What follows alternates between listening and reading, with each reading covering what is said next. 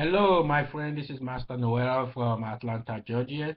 I am coming to you today to talk to you about 7 challenges to pursue. And this is going to be part 1 because I'm only going to tell you 4 today. And I will come back probably next week or next month, depending on your level of partnership. You will be able to see the second part to this.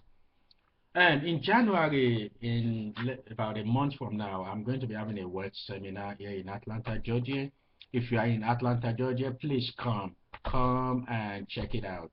We'll put a link on how to register below this video, and come, you will be blessed.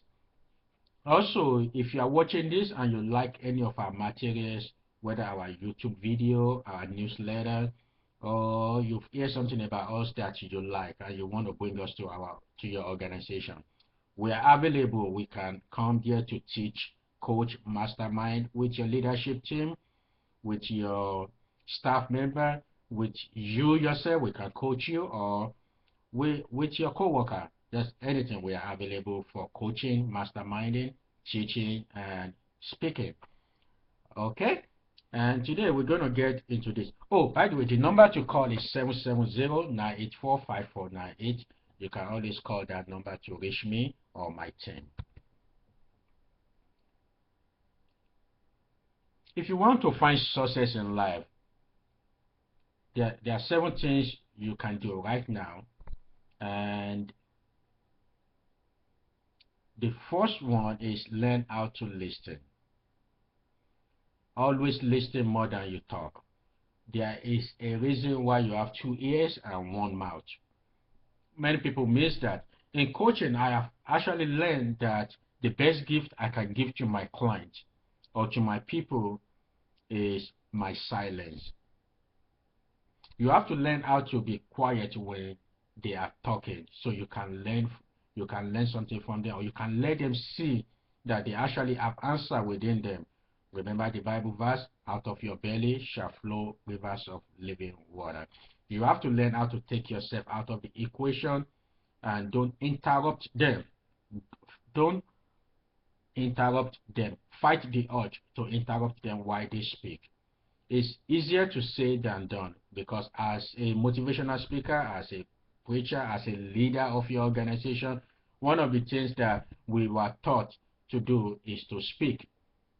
Nobody teaches us that sometimes we need to be quiet. Here's a golden nugget in conclusion of this. Unless you learn when to be quiet and when to talk, you will talk yourself out of your deliverance. So learn to be quiet. The number 2 things I want you to do as the year is coming to an end, as you are picking up a new year, I want you to learn how to make results a priority. You have to care about results. Don't let anyone tell you, oh, it doesn't matter. Oh, you just do that. Oh, just keep doing it. No, you have to measure your results. Until you learn to measure everything you do, you will never experience true breakthrough. Remember, if you always do what you always do, you will always get what you always get. The other side of the story is this: if you want things in your life to change, you have to change. So if you are not getting what you want, then you need to change. So my question to you will be, what do you believe? Why do you believe what you believe? What is the consequences if you don't believe what you believe? Are you getting the result you want? If you are not, can you change? What is stopping you from changing? I always tell people that work with me, I say, I'm a result-oriented leader, because I evaluate my own results. If something is not working, I'm not afraid to say, you know what, that's a mistake, let's cut it off and let's start all over again. You have to deal with it. You have to deal with what is not working for you. And then you have to only reward results. I made this mistake as a young leader. A lot of people make this mistake. We want to treat everybody equal. We want to treat people the same. We don't want people to think we are showing partiality. Only a fool will treat everybody the same. Let me say that to you again. Only a fool will treat everybody the same. Why would you want to treat everybody the same? Does everybody watch the same to you? If everybody in your life watch the same to you, you are in trouble. You have to learn how not to reward laziness or foolishness. You know why? Because whatever you reward will multiply. So if you don't like it, don't reward it. Leave it alone. Let it die.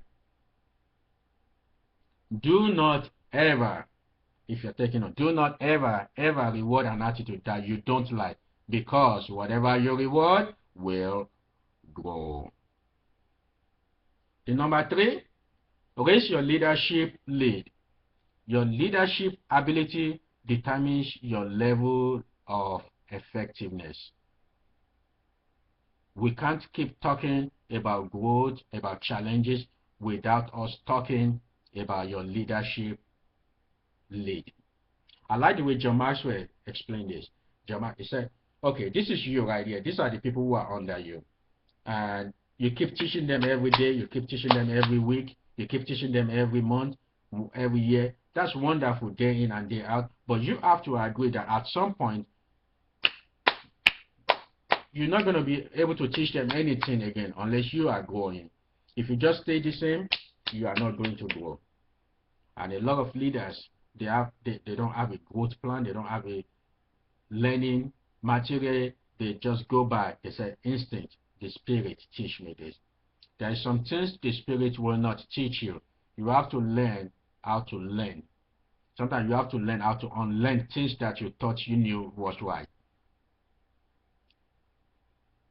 So your leadership lead will determine how far you go in life. I often say, you might have heard me say that, I say my first business, my first business partnership failed because of my leadership lead. I mean, the guys love it. They love. I was able to sweet talk them to join my team. But at the end of the day, the team crashed because I couldn't lead the team further. What about you? What are you doing to raise your own leadership lead? If you are watching this, I like to agree that somewhere within you, you are yearning to learn more. And this is where the next one comes in. The fourth that I'm going to talk to you about today. The sacrifice, the cost. Everything that is good is going to cost you. Just deal with it now. Get it out of your conscience that something is going to be free. If it's free, it's not good. I'm going to rephrase that. Everything that costs is not necessarily good. But everything that is good is going to cost you. So as I round up this, I wanted to share this with you. What, as the year comes to an end, what are you willing to give for you? What are you willing to sacrifice? What are you willing to pay for your own growth? Are you just willing to go everywhere you can get something for free, grab something for free, the leftover, the crumb? Or are you willing to invest in what you believe? Invest in you. Why would you want to invest in the ministry if you are not investing in you? You have to learn how to invest in you. You have to learn how to grow you. Don't develop ministry. Don't develop business. Develop you.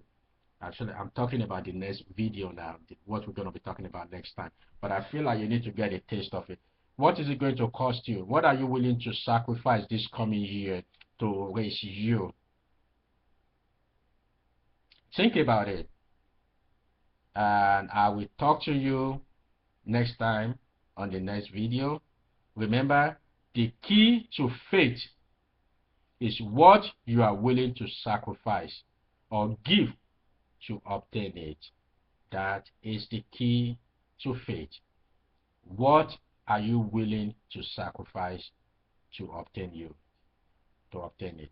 This is Master Noel from Atlanta, Georgia. You can reach me at 770-984-5498. check out the link below this video and register for our event in January, on January 10, 2015. And I will see you in Atlanta.